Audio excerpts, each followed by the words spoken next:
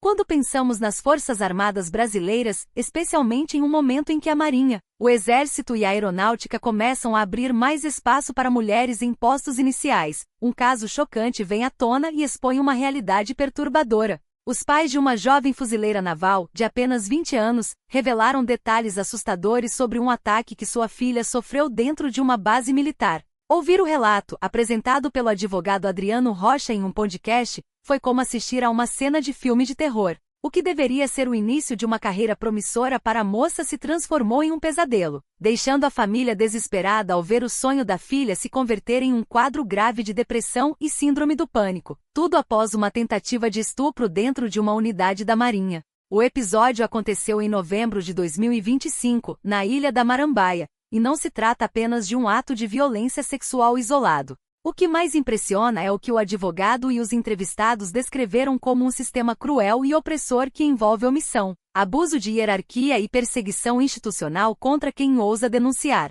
Não é a primeira vez que algo assim vem à tona. Há pouco mais de um mês, uma reportagem da revista Sociedade Militar mostrou que 8 militares mulheres também sofreram assédio na Marinha, confirmando que o caso não é exceção, mas parte de um padrão preocupante. A jovem soldado, identificada apenas como R., fazia parte da turma janeiro de 2025 do Corpo de Fuzileiros Navais e estava em sua primeira missão oficial. O que deveria ser um ambiente de aprendizado e segurança se tornou palco de uma armadilha. Segundo o relato emocionado de sua mãe, Joana, a moça foi enganada por um superior, um primeiro sargento que também era seu instrutor de natação. A dinâmica dos acontecimentos, como foi detalhada no podcast, mostra como a autoridade militar pode ser usada para colocar uma subordinada em situação de extrema vulnerabilidade.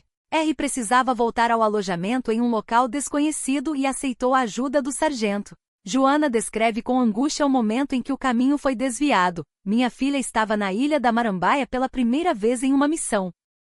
Ela não sabia como voltar sozinha para o alojamento. Então esse sargento, o mesmo que tentou agredi-la, se ofereceu para acompanhá-la. No trajeto, enquanto caminhavam por uma estrada movimentada, ele sugeriu um atalho. "Vamos por aqui, é mais rápido", disse. E a levou para a praia, um lugar sem câmeras, sem testemunhas, completamente isolado. Foi nesse cenário que a violência começou. O sargento aproveitou a solidão do local para agarrar a jovem.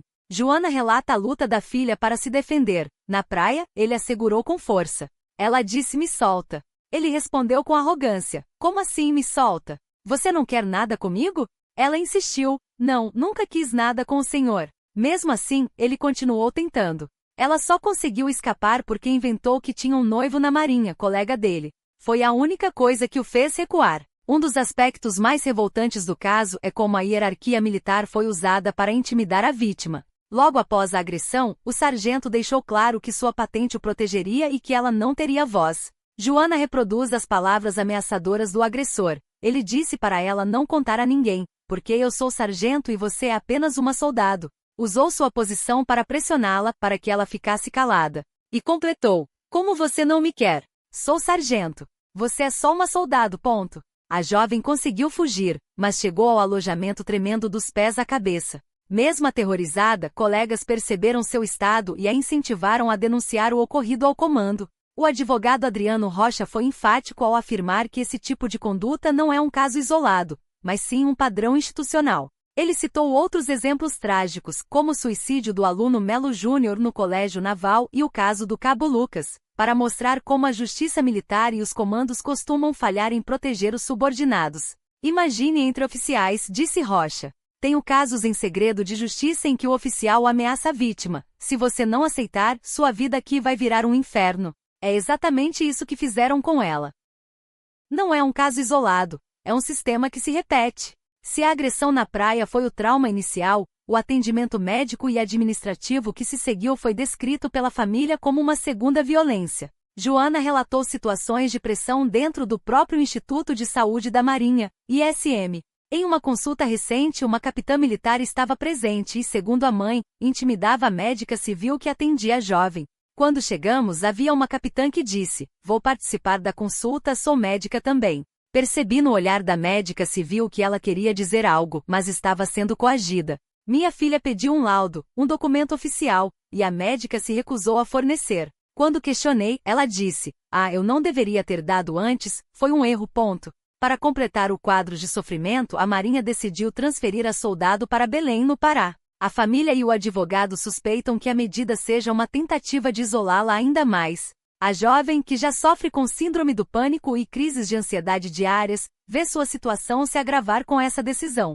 O caso levanta questões graves sobre como as instituições militares lidam com vítimas de violência e até que ponto a hierarquia é usada para encobrir abusos. A transferência para Belém surge como uma manobra clara para silenciar o caso e afastar a vítima de seu núcleo de apoio. O pai da soldado, Marcos, não esconde a revolta e a dor ao denunciar a indiferença dos comandantes. A Marinha simplesmente não se importa com o que sentimos. Não se importa com o que uma garota de 20 anos está passando. Nós entregamos nossa filha bem inteira, cheia de sonhos. E agora nos devolvem ela quebrada, abalada por quem tinha o dever de zelar por ela. A voz embarga, mas ele prossegue com a firmeza de quem busca justiça. Como pai, é difícil até colocar isso em palavras, mas como cristão, deixo meu recado para quem fez isso: eu te perdoo em nome de Jesus. Mas as consequências do que você fez são suas. Que a justiça seja feita como tem que ser. A pressão sobre as autoridades não para por aí. O advogado da família já anunciou que não recuará e está organizando um ato público em frente ao comando do 1º Distrito Naval, com o objetivo de exigir uma audiência com o ministro da Defesa, José Múcio, e até mesmo com a presidência da República. O caso da soldado expõe uma realidade cruel. Jovens que ingressam nas Forças Armadas movidos pelo ideal de servir ao país acabam se tornando vítimas de uma engrenagem que, em muitos casos, prefere proteger os agressores a garantir a segurança e a dignidade de quem denuncia. Joana, a mãe, resume o sentimento de impotência e indignação em uma frase que ecoa como um grito de socorro: minha filha entrou sã, com saúde, cheia de esperança. Estão nos devolvendo ela doente, destruída por quem deveria ter sido seu escudo. Enquanto isso, o processo segue em duas frentes, uma investigação militar, IPM, e outra na esfera civil, mas a família luta contra o tempo para evitar a transferência da jovem e assegurar que o sargento enfrente as consequências legais de seus atos.